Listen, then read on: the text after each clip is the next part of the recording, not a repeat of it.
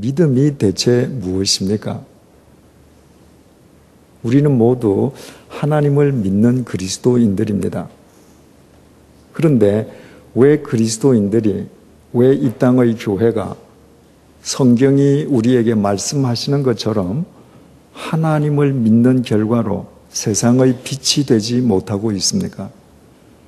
왜 우리는 이렇게 주중에 밤중에 교회에 나와서 하나님의 말씀을 배울 열심을 지닐 정도로 믿음의 열심을 지니고 있음에도 불구하고 오늘날 한인 그리스도인들은 국내에서뿐만 아니라 이 북미 땅에서도 교회 밖 한인 사회로부터 비판과 조롱의 대상으로 전락하고 있습니까?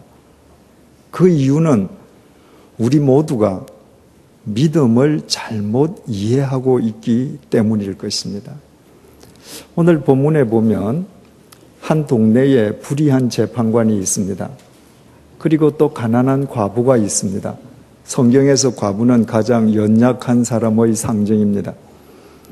이 과부가 억울한 일을 당해서 불의한 재판관을 찾아가서 억울함을 풀어달라고 호소합니다.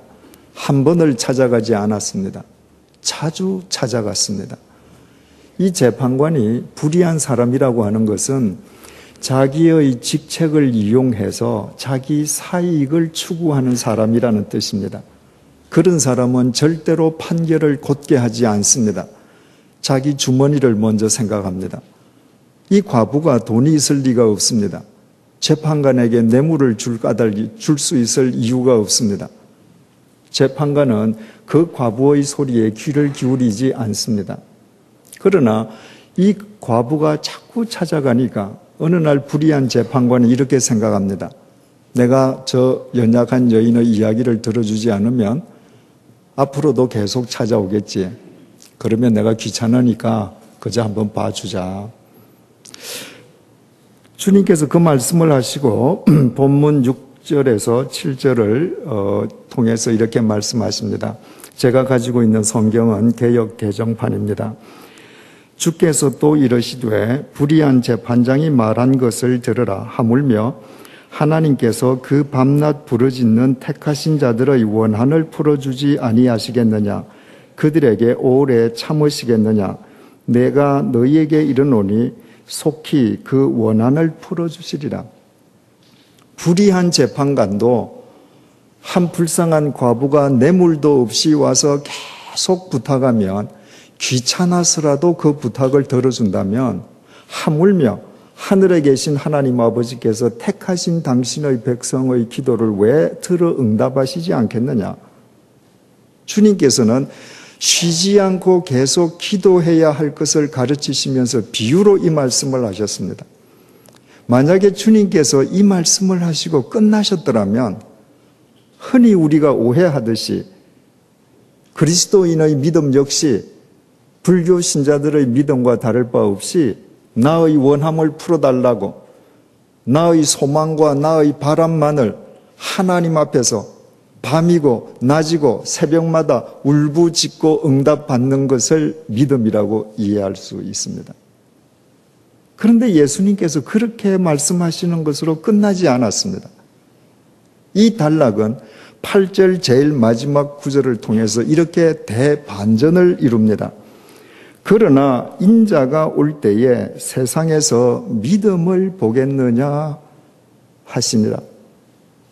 지금 주님께서 기도를 말씀하시면서 기도는 쉬지 않고 계속 하는 것이다. 기도하면 살아계신 하나님으로부터 응답받는 것이다 라고 말씀하시면서 제일 마지막에 말씀하시기를 그러나 인자가 이 세상 끝날에 올 때에 믿음을 보겠느냐 반문하십니다. 무슨 의미이겠습니까?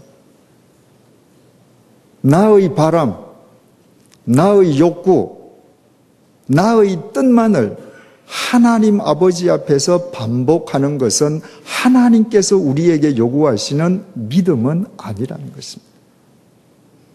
내가 나의 소원만을 아뢰는 것이 그래서 응답받는 것이 믿음이라면 불상 앞에서 기도하는 불교 신자나 십자가 앞에서 기도하는 그리스도인이나 무슨 차이가 있을 수 있겠습니까?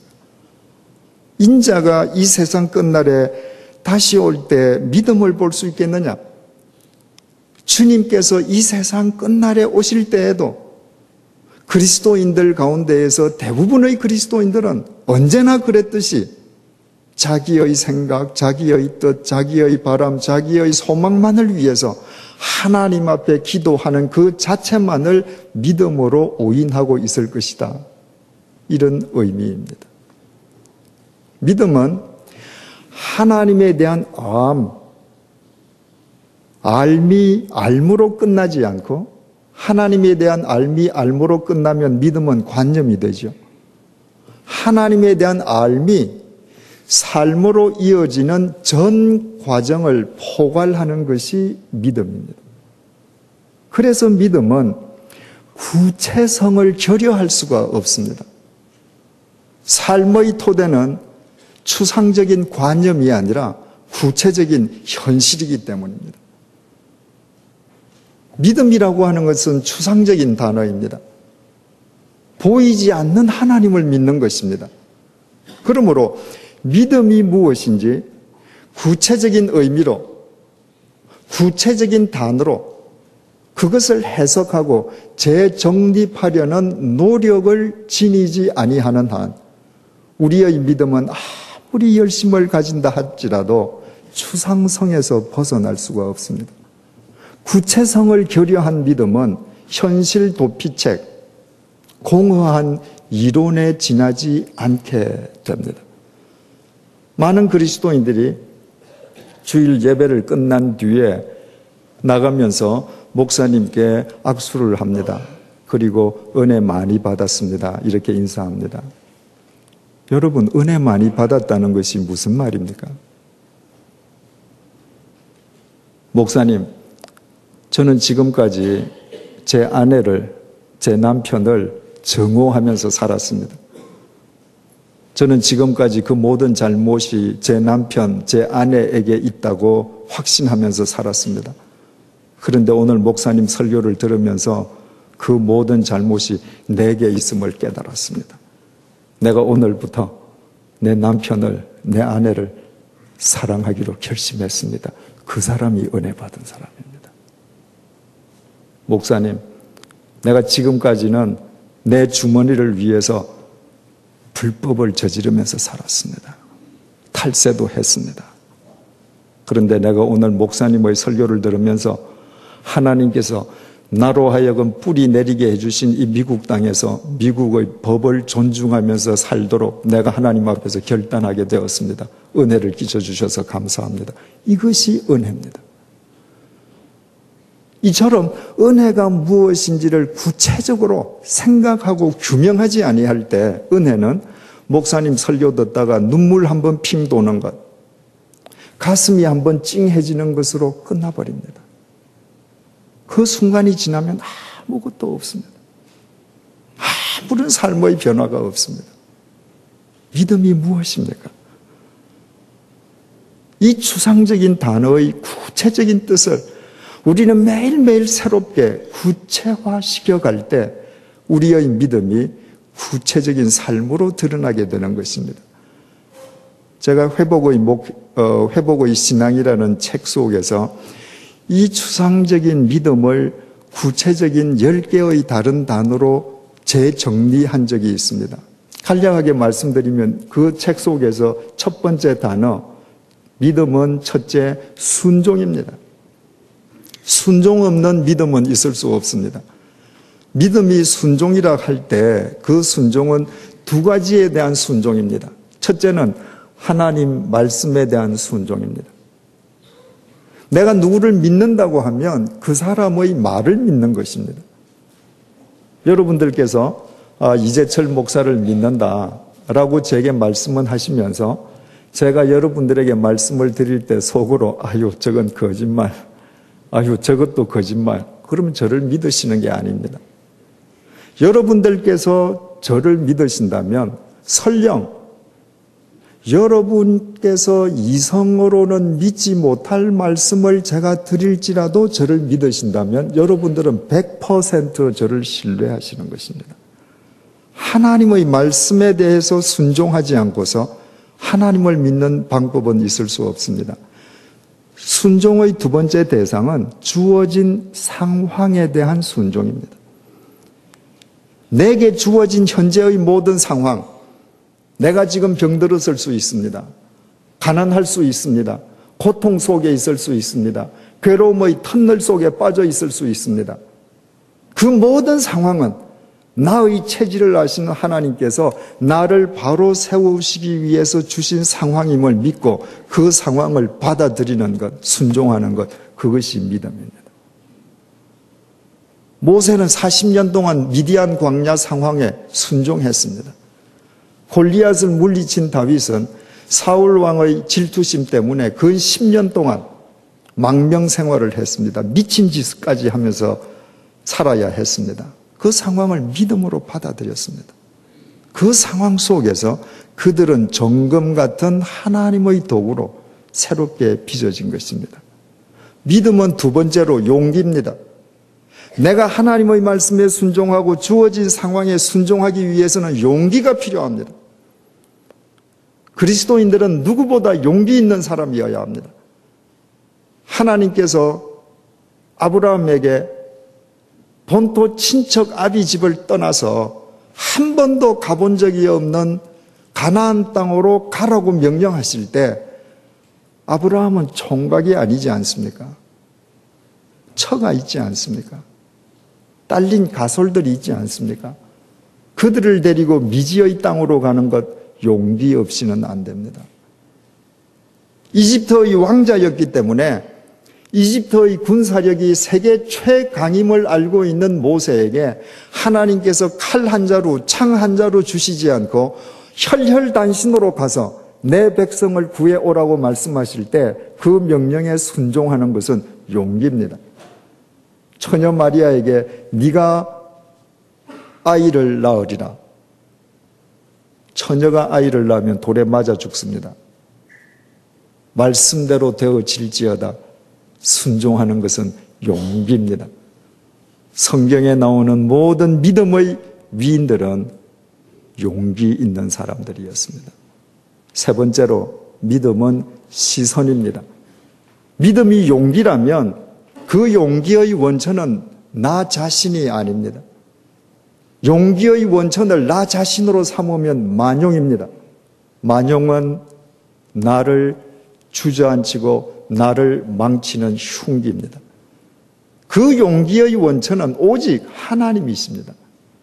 그래서 참된 믿음의 사람은 자기의 시선을 하나님께 고정시키는 사람입니다.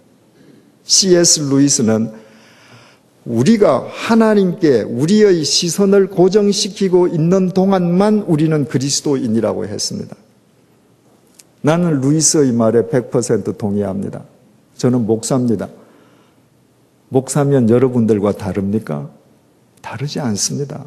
똑같이 죄성을 가진 인간입니다.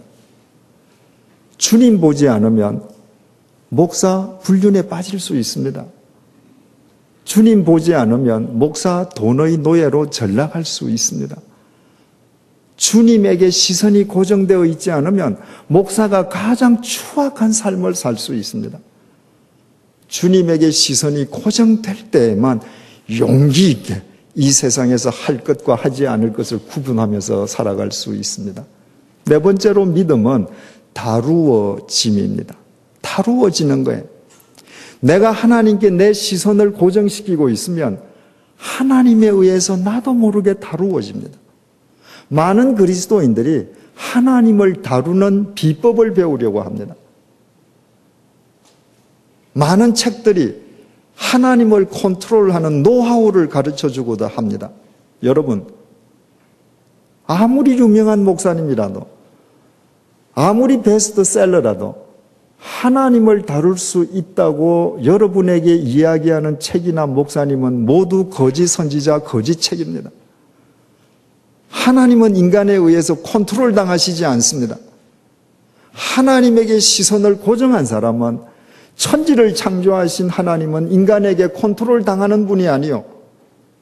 그분의 손에 의해서 내가 컨트롤 당할 때만 진정 행복해짐을 알고 젊어서는 스스로 띠뛰고 천방지축 다녔지만 하나님께 시선을 고정한 뒤엔 하나님께 두 팔을 벌리고 그분이 끄는 대로 따라가는 사람입니다.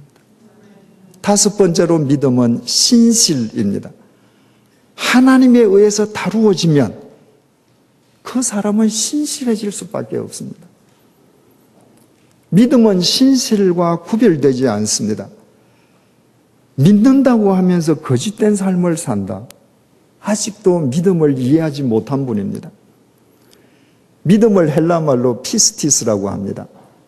그런데 그 피스티스라는 말은 믿음이라는 뜻과 신실이라는 뜻을 동시에 지니고 있습니다. 우리말은 믿음과 신실이 구별되지만 헬라말로는 구별되지 않습니다. 그래서 여러분들이 신약 성경을 읽으실 때 믿음이라는 단어가 나올 때마다 그 단어를 신실로 대체하시면 정확한 의미를 알 수 있습니다. 마태복음 21장 22절 너희가 기도할 때 믿고 구하는 것은 다 받으리라. 얼마나 그리스도인들이 좋아하는 구절입니까? 기도의 시간마다 단골로 등장하는 구절입니다. 내가 믿고 구했으니까 주실 줄 믿는다는 겁니다. 그러나 그 믿음을 신실로 바꿔보십시오. 너희가 기도할 때에 신실하고 구하는 것은 다 받으리라. 신실한 사람은 헛것을 구하지 않습니다. 신실한 사람은 욕망의 것을 구하지 않습니다. 신실한 사람은 자기의 것을 구하지 않습니다. 신실한 사람은 하나님의 뜻을 구합니다. 그러니 하나님의 뜻이 그 사람을 통해서 이루어지는 것은 너무나도 당연한 것이죠. 여섯 번째로 믿음은 눈에 보이는 것입니다. 믿음은 눈에 보입니다. 예수님께서 가버나움 가셨을 때 백부장이 나오지 않습니까? 내 하인이 중풍병 걸렸으니까 예수님 좀 고쳐주십시오. 가자, 내가 고쳐주리라. 백부장이 주님께 말씀드립니다. 주님, 내게도 수하 사람이 있어서 가라고 명령하면 가고 오라면 옵니다. 나는 주님같이 크신 분이 내 집에 오는 것을 내가 감히 감당할 수 없습니다. 내 하인들어 중풍병이 물러가라고 명령만 해 주십시오. 나을 줄로 믿습니다. 예수님께서 뭐라고 그러세요? 내가 이스라엘에서 이만한 믿음을 보지 못하였노라. 믿음은 눈에 보이는 겁니다. 사도 바울이 루스드라에 갔을 때 설교를 하는데 그 앞에 앉아있는 사람 가운데에 선천성 하반신 마비자가 있었습니다. 그런데 설교를 하다가 그 선천성 하반신 마비자에게 구원받을 만한 믿음이 있는 것을 보고 봤습니다. 눈으로 봤습니다. 네 발로 일어서라. 그 순간에 그가 일어났습니다. 여러분, 믿음은 눈에 보입니다. 여러분 다 아시지 않습니까? 이 교회에서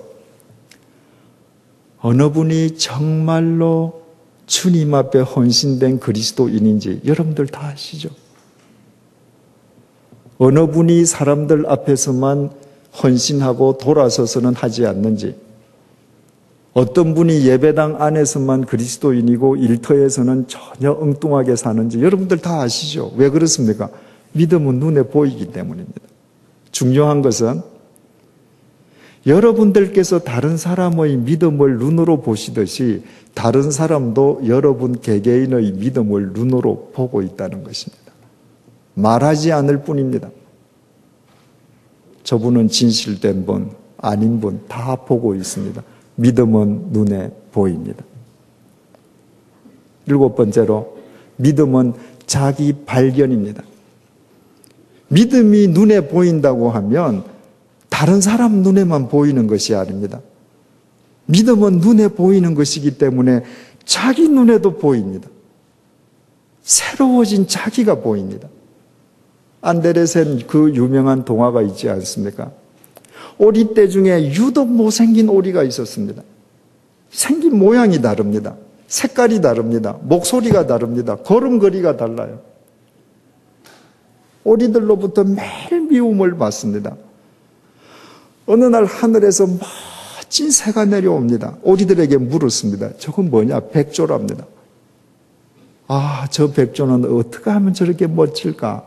넋을 잃고 바라보는데 이 백조가 내려와서 이 미운 오리 새끼 보고 뭐라고 그럽니까? 얘, 너 왜 거기 있니? 넌 백조야. 그제서야 백조가 자기를 발견했습니다. 백조를 보고 자기를 보니까 자기도 백조입니다. 내가 하나님을 보고 하나님 안에서 예수 그리스도의 보혈 속에서 의로워진 하나님의 자녀가 된 나의 존재가 내 눈에 보이는 것입니다. 8번째로 믿음은 자기 가꿈입니다. 하나님의 자녀가 된 내가 발견되면 하나님의 자녀로 나를 가꾸어 갈 수밖에 없습니다. 그것을 성화라고 합니다. 내가 더 이상 미운 오리 새끼가 아니라 우아한 백조임을 깨달은 그 소위 미운 오리 새끼가 자기를 오리로 그대로 내버려 두겠습니까? 백조로 가꾸겠습니까? 당연히 자기를 백조로 가꾸어 가지 않겠습니까? 그 이전까지는 진짜 오리가 되기 위해서 엉덩이도 뒤뚱거리면서 걸었는데 이제부터는 백조답게 우아하게 걷지 않겠습니까? 날개 쭉지가 아프지만 우아하게 날기 위해서 애를 쓰면서 훈련을 거듭하지 않겠습니까? 자기를 가꿉니다. 자기가 하나님의 자녀, 의로워진 예수 그리스도 안에서 의롭다함을 인정받은 그리스도인이 된 새로운 피조물, 자기를 발견한 사람만 자기를 존중할 수 있습니다. 진리로 자기를 무장시킵니다. 9번째로 믿음은 자유입니다. 진리로 자기를 가꾸어 가기 시작하면서부터 이 세상의 모든 유혹으로부터 모든 죄의 덫으로부터 비로소 자유함을 얻습니다. 그것이 전혀 아무런 의미가 없다는 것을 진리의 눈으로 확인할 수 있기 때문입니다. 10번째, 그래서 믿음은 삶입니다. 믿음은 결코 점이 아닙니다. 믿음은 선입니다. 여러분들이 주일날 교회 나오시고 교회 행사에 참여하시고 수없이 많은 점을 찍는다 할지라도 점은 점일 뿐입니다. 점이 선으로 연결되지 않으면 삶이 되지 않습니다. 믿음은 삶입니다. 믿음이 순종이고 용기고 시선이고 다루어지는 것이고 신실이고 자기 발견이고 자기가 꿈이고 자유라는 것을 알아가는 상황 속에서 그 과정 속에서 그 삶이 중단 없는 진리의 삶, 믿음의 삶으로 이어져 가는 것입니다. 그 삶이 예수 그리스도의 통로가 되면 두말할 나위가 없습니다.